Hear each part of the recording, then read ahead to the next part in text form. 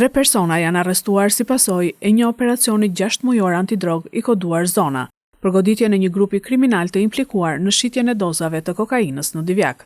Bëhet fjalë për AP 30 vjeç dhe MP 32 vjeç vëllezër dhe OL 31 vjeç, ndërsa janë shoqëruar të dyshuar për pjesëmarrje në këtë grup edhe 10 shtetas të tjerë.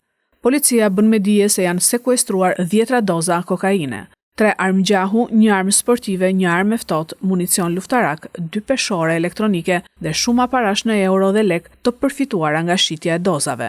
Vijojnë hetimet në drejtimin e prokurorisë për të individualizuar përgjegjësinë penale të 10 shtetasve të shoqëruar, si dhe për të identifikuar dhe nxjerrë përpara përgjegjësisë penale të gjithë pjesëtarët e grupit.